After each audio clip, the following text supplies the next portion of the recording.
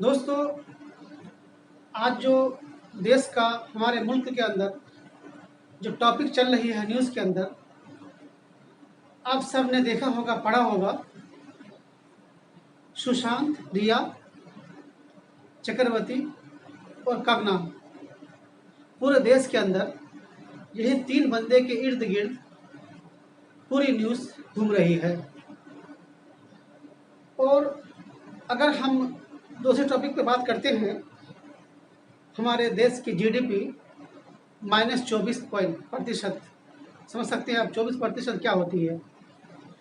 बेरोजगारी पे इस पे कोई बात नहीं होती है। पूरा मीडिया, पूरा पेपर, पूरा जो हमारे देश का काम झाम है वो इस बात पे घूम रहा है कि तीन ही बंदे हैं सिर्फ देश के अंदर। फिर मैं नाम लेना चाहता हूँ, सुशांत का मामला, रिया चक्रवर्ती और कंगना जी। इसके अलावा देश के अंदर कोई बात नहीं, कोई मुद्दा नहीं, कुछ नहीं। मुंबई से लेके दिल्ली, दिल्ली से लेके उत्तराखंड, उत्तराखंड से बिहार, आसाम, मध्य प्रदेश, हर जगह यही मुद्दा चल रहा है। हम आपको एक एक चीज़ आपको बताते हैं। कंगना का जो मामला था, इससे पहले भी बीएमसी जो महाराष्ट्र मुंबई का नगर पालिका है, इससे पहले भी कई एक्टर पर कार्रवाई कर चुका है। शाहरुख खान का ऑफिस तोड़ा गया, कपिल शर्मा का ऑफिस तोड़ा गया था जो गलत लीगल तरीके से बनाया गया था, लेकिन उस वक्त किसी ने आवाज़ नहीं उठाई। लेकिन कंगना के मामले में कुछ अलग ही स्लोगन, कुछ अलग तरीके से आवाज़ उठ रही है, उठ चुकी है। अब देखिए, कंगना कल 12 बजे तक क्या थी, और शाम को जो उसने ट्वीट किया है, आप लोग देखा होगा, शायद कि नहीं देखा होगा, नहीं मालूम मुझे। सोनिया गांधी से कह रही हैं कि मैडम सोनिया गांधी जी, एक महिला हैं आप, मैं भी एक महिला हूं, इस नाते हम पर दया कीजिए। आपकी सरकार है, आप सरकार में शामिल हैं, तो हमारे ऊपर आप रहम कीजिए। अब देखिए कि बात कहाँ से चली थी, अब रहम की भीख तक आ गई है। रिया चक्रवर्ती को लेकर के अब बंगाल से आवाज़ उठ रही है कि बंगाल की ब्राह्मण लड़की है, बंगाल की है, बंगाली है। अब एक मुद्दे को लेकर, रिया को लेकर के अब बंगाल तक चला गया। कंगना को लेकर के अब देखिए, उत्तराखंड के मुख्यमंत्री क्या बयान दे रहे हैं कल, कि मेरी बेटी है, नारी है, उत्तराखंड की शान है, जान है। इस तरह की बातें आ रही हैं। और आपको बताऊं मैं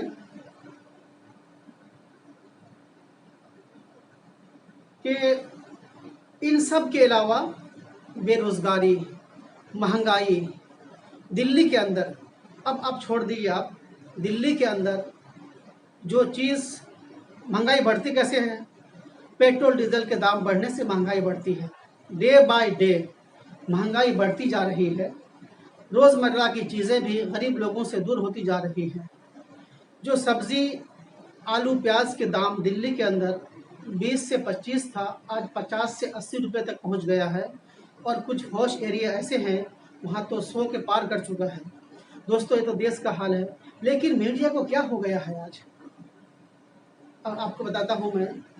हमारे एक सज्जन हैं, अर्नब गोस्वामी,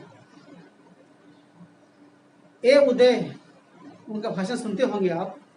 ए संजय रावत, ये अल्फाज कहाँ से है, ये अल्फाज की शक्ति कहाँ से आती है, और इस तरह के अल्फाज से क्या पत्रकारिता का स्तर को ऊंचा ले जाते हैं या उसका अपमान करते हैं, ये आपको तय करना है। 14 से पहले भी सरकारें थी, लेकिन उन सरकारों के अंदर एक अस्थिरता था। लेकिन आज के डेट में सरकार का तो नामो निशान नहीं है कहीं। सरकार का तो पता नहीं है सरकार क्या कर रही है, सरकार का मंशा क्या है, सरकार की प्लानिंग क्या है। हाँ, अलबत्ता इतना ज़रूर हो रहा है कि अब बिहार चुनाव को लेकर के एक गर्मा गर्म बहस, खबरें चल रही हैं।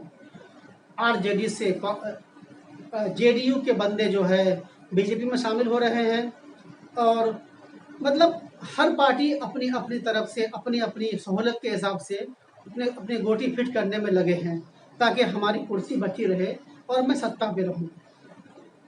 लेकिन जो बिहार की जनता की सबसे बड़ी दिक्कत क्या है, हर डिपार्ट के अंदर दिक्कत यह है कि बेरोजगारी।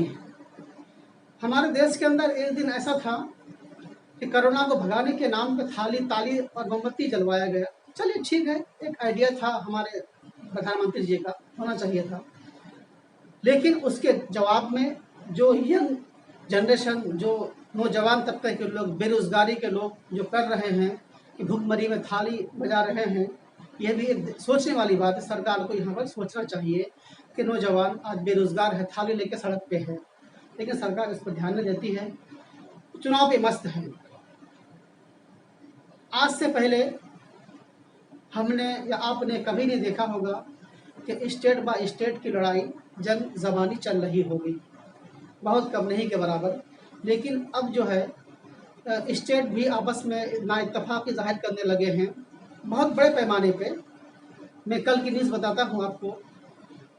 अनुराग द्वारी की जो न्यूज़ आई थी प्राइम टाइम NDTV के अंदर कि मध्य प्रदेश के अंदर कुछ डिस्ट्रिक्ट के अंदर गैस की कमी की वजह से लोगों को कोरोना में दिक्कत हो रही है इलाज के लिए। तो मध्य प्रदेश का जो सप्लाई गैस का है वो महाराष्ट्र से है। अब एक स्टेटमेंट आया कल, इसका CM मध्य प्रदेश शिवराज सिंह चौहान जी का, कि आज से पहले ऐसा कभी नहीं हुआ था, हमें सप्लाई मिलती थी, हम मेरा सिस्टम चलता था, लेकिन आज भेदभाव कर रहे हैं बीजेपी कांग्रेस को लेकर के, क्योंकि महाराष्ट्र के अंदर सरकार कांग्रेस की है और जो है हम बीजेपी वाले हैं, इस वजह से हमारा सब भेदभाव किया जा रहा है। सर, इस तरह के अल्फाज से क्या साबित करना चाहते हैं? हाँ, कल को बिहार वाले कहेंगे महाराष्ट्र से, महाराष्ट्र वाले कहेंगे बिहार से, इस तरह से जो है बात घूमती